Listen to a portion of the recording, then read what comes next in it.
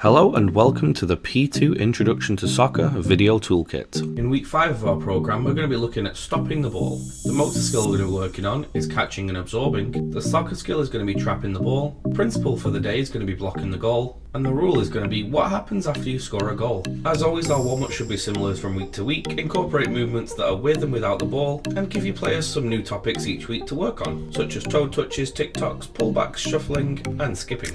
The first activity this week is a variation on our musical cones game. This time, we're going to set it up the same with players starting at a cone each, dribbling around, avoiding the cones using various moves that we learn in the warm-up. Once the coach shouts go, they must sprint and stand next to a cone as quickly as possible with their soccer ball. Now this is the progression of the last time we played it, so this time, very similar to musical chairs, we're going to take away a cone each time. You can either play it the traditional way that when a player does not find a cone, they are out, or you can just make it more difficult each time by removing a cone.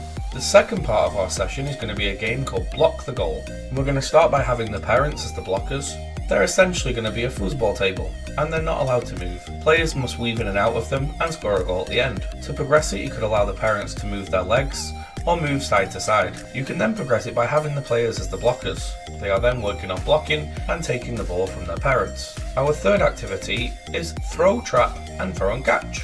Have players pair up and use the designated area to line your players up in pairs. They will start by throwing the ball backwards and forth and working on catching. You can teach them the cradle method of catching the ball and absorbing the pressure of the ball using their body. You can work on different kinds of catches also, such as catching high, catching low, rolling, and much more. You can then move on to throwing and trapping. One player will throw the ball underarm to the other player and they will trap it and try and keep it as close to their body as possible.